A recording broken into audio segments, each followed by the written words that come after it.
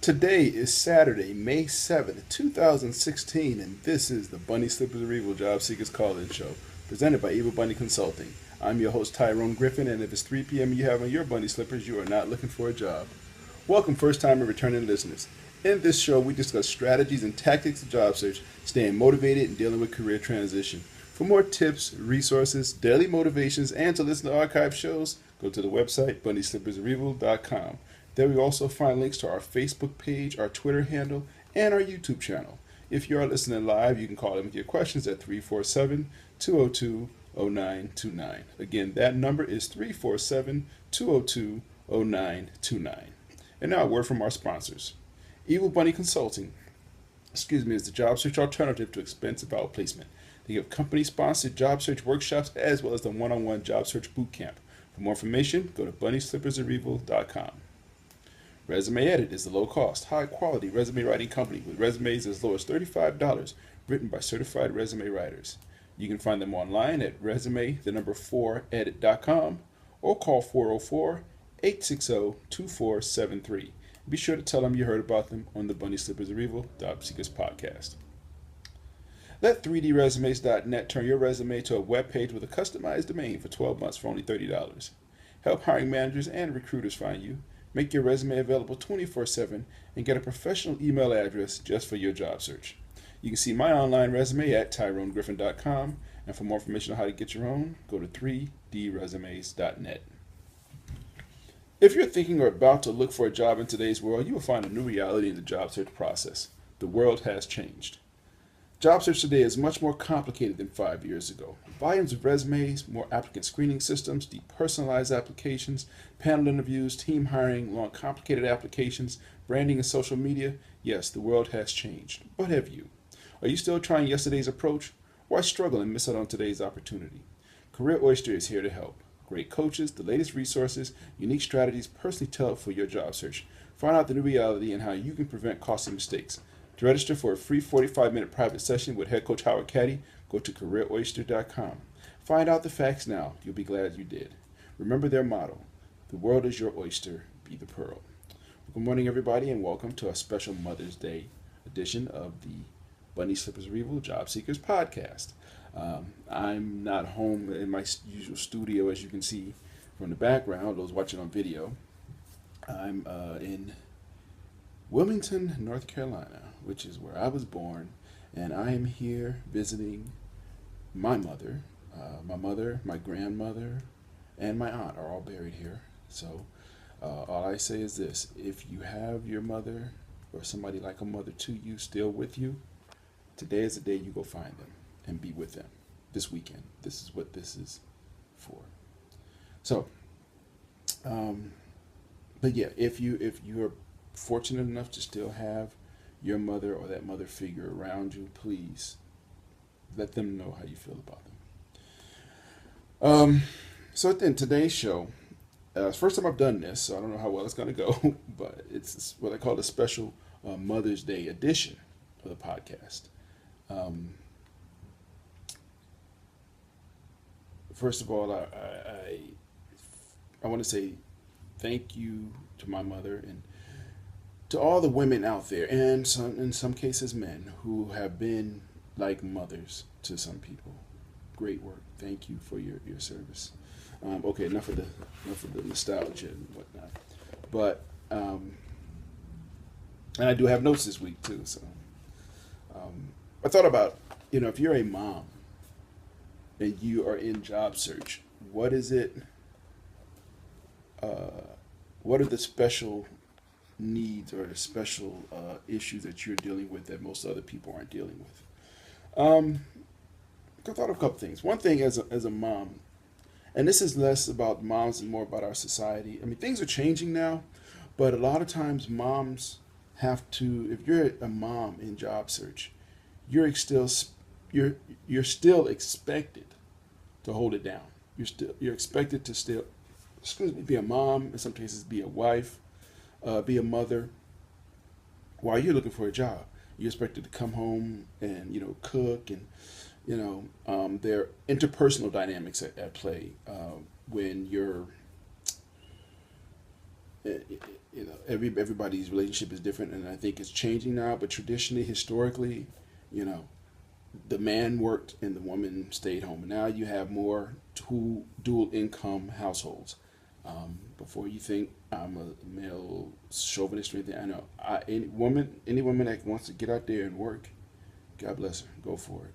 I don't have an issue with it. I don't have a problem with it. I think it's great. I think, I mean, if you want to be a housewife or a house husband, as long as you can find a partner who is agreeable with that, go for it. I don't have a problem with that at all either. But anyway, as moms, you're expected to, again, hold down the family as well, as, you may be in job search. And traditionally, a lot of jobs, it really is changing in the last 20 years, 20, 30 years. But a lot of female type jobs were the secretaries, what we call the administrative assistant now.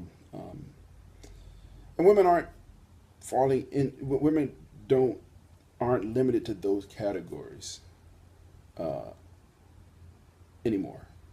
They aren't limited to just being those support roles. Now women are heads of, they have titles like VP, CEO, even.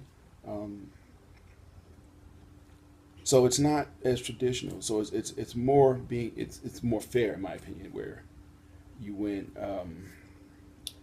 The women's expectations of themselves in a career are approaching those of men, which I think it should be. Me personally, I was raised by a woman. That's why I'm here this weekend to visit her gravesite. And things are changing, but in job search, you still have some of those old norms that women are expected to again come home after a hard day of job search, and yeah, job search is hard, but you're expected to come home and cook dinner and be the June Cleaver of old.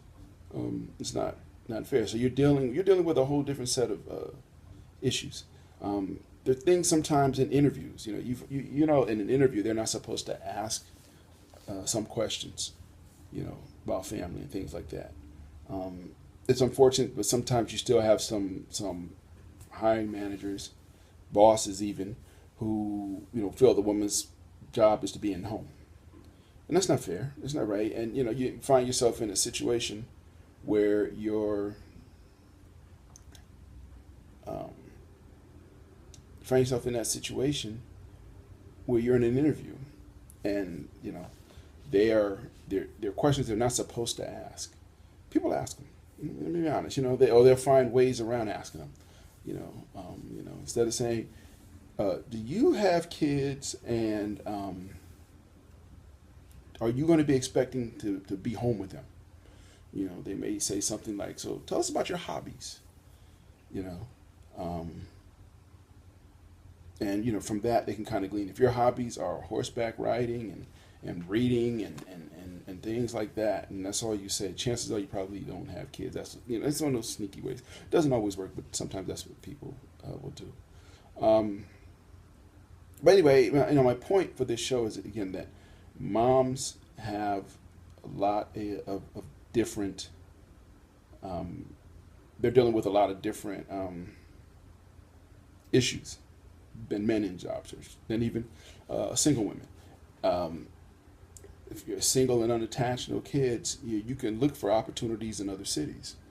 You can look for opportunities that might require you to travel. If you're a mom, that's not always the case. So you have to adjust your job search to fit your life, the limitations around your life for what you can do. That doesn't mean you can't. That doesn't mean there are not a lot of opportunities out there for you. It just means that the opportunities that you look for are different. Now, one thing is good. More and more jobs are opening up where you can work remotely, or you can work from home several days a week, which will help a lot of moms. Particularly if you get into things like programming, if you're building smartphone applications, if you're good at creating apps or coding apps, you can that's an area where as a mom, as a stay-at-home mom, you can do a lot. You can get there's a lot of jobs that they don't necessarily need you to come in. They just want somebody who can code well. And if you become a coding superstar, which for the most part, to become a coding superstar means just studying, getting better at the code. If you do that, then that opens up a lot of opportunities for you as a mom, to work from home, to work remotely. That's one of those industries where it wasn't. How can I say this? It wasn't designed to be anti-sexist. It just worked out that way. And this is a shift. You got to go back 15 to 20 years, 30 years maybe even, when we started seeing more jobs going overseas. When we started seeing jobs going, when we say overseas, what we mean usually is a place like India and China maybe, where there are desk jobs, there are office jobs that, even being an accountant or things like that, that you can do remotely, that you can do from anywhere in the world. And once that happened, and the reason those things happen because uh, the labor is cheaper some places. You have an accountant, say for example, in America, that you may have to pay that person $120,000, $130,000 a year, just throwing out numbers. Whereas you could probably find somebody with the same qualifications in India or China or somewhere else, where you may only have to pay $40,000 a year. And okay, maybe 3 or 4 times a year you fly that person in for a meeting to the States. You're still going to save $50,000 a year, on salaries, as long as the person can do the job. So what happened? A lot of these jobs started opening up overseas because it was cheaper to get people to do. And I say this: my undergrad degree was in accounting, or is in accounting. There's not a lot of creativity in accounting. I don't mean that as an insult. That's the reality. There's a lot of rules around accountants. If then else. That's what happens. It's very much like computer coding, which was my minor. I majored in accounting, minored in computer science. So they're very stringent. If then else. That's all computer code is. Accounting, same thing. If then else. If this happens, this is how you account for it. If this, then this. Else that. Period.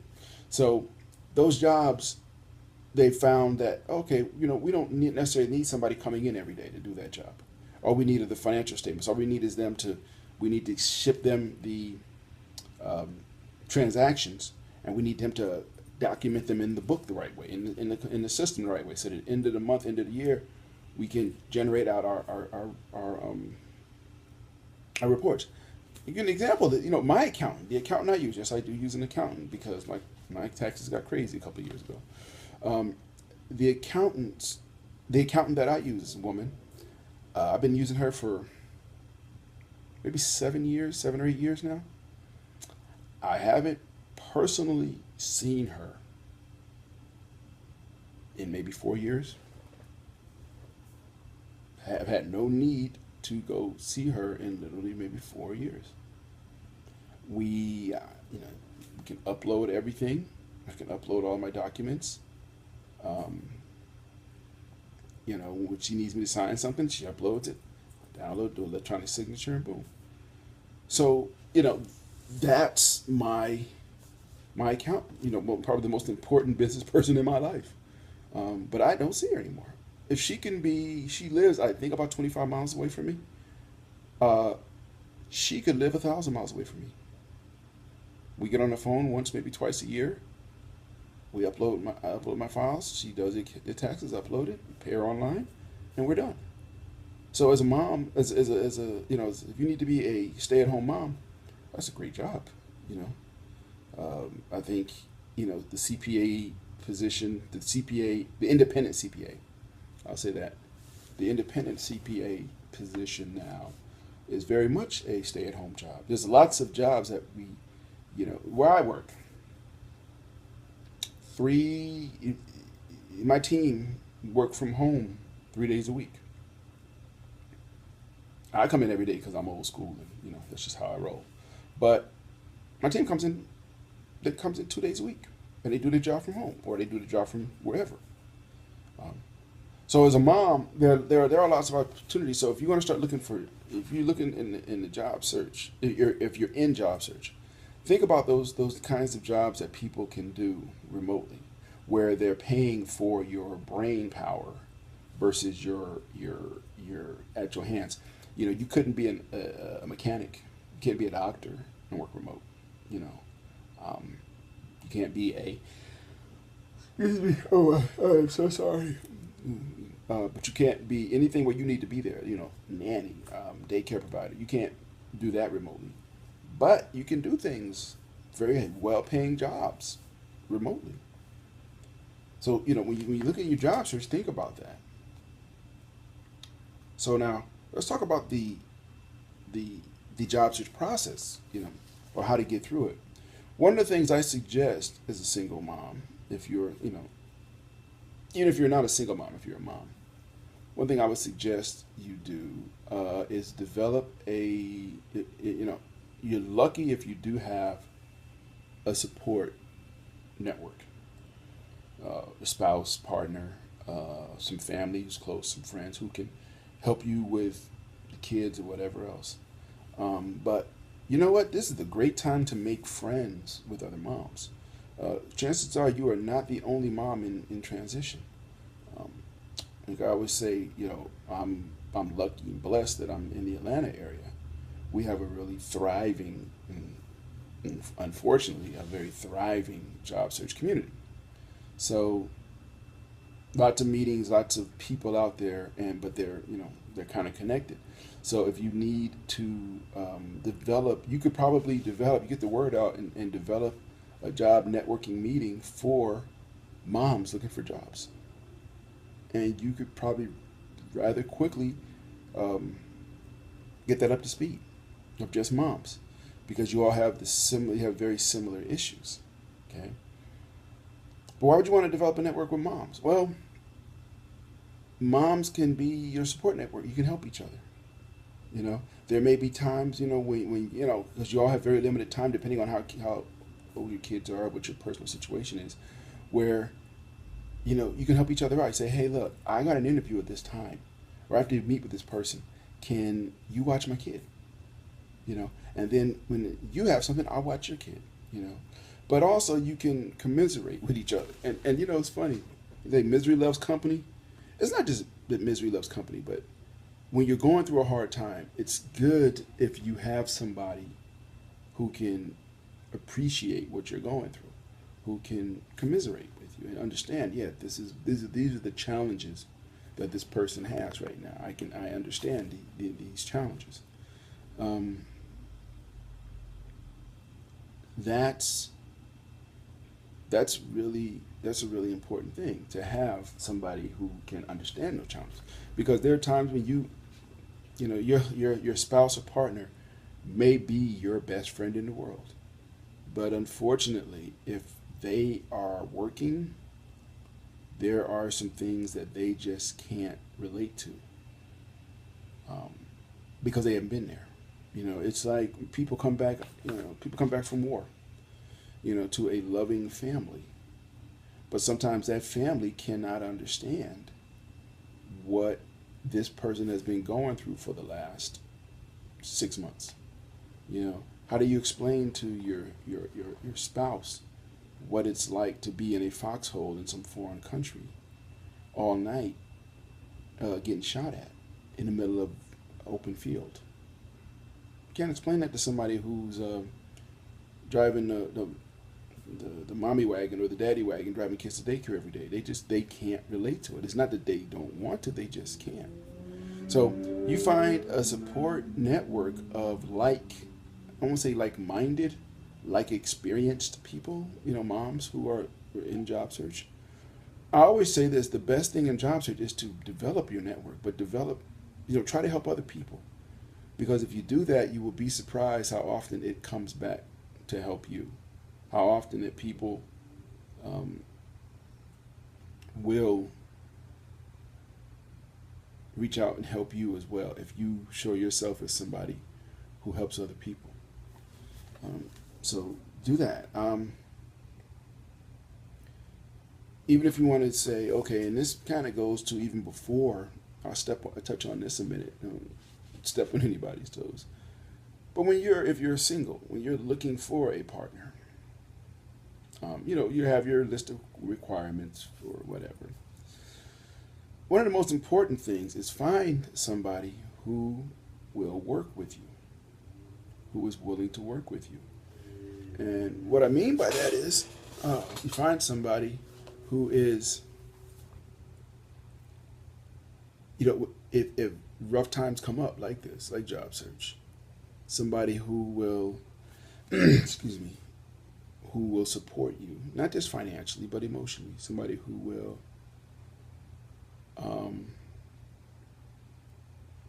be there for you as best they can. They don't have to understand what you're going through. But, when you come home every day from your job search, or they come home from work and you're there, and they don't say things like, what have you been doing all day? You don't have a job yet? People who aren't not in job search, who have never been in transition, don't get it. And I'm sorry to say that. I've worked with a lot of people who've never been out of work, people who have, excuse me, don't know what it's like to be looking for a job. It blows your mind, and me personally, I told you I had 2 degrees and had 18 years experience in the industry, and I couldn't get a call back. That's how bad it was back in 2010. It's still bad. That's the thing. People don't look at it like that. People don't think about that, or people who are working. Oh, it's not bad. It's still bad. And the reason it's bad now because it was so much worse then. That now, even though it's better, it's still bad. Okay. So, when you look for a partner, it's not just the financial aspects. It's not just we get along so well, or, she makes my toes wiggle, or all of that. It's for better or for worse. And better is easy to deal with. Worse is not that easy to deal with. And when it's worse, that's when you need that person to be there for you. And it's really worse when you find out at the time you need that person that they're not there. It's kind of like you going into war with your gun, and you're walking around all day just patrolling. You never see anybody, and then the day you finally see the enemy and you pull out your gun and realize it's not loaded. Yeah, that's what it can feel like when you're in job search and you don't have that support.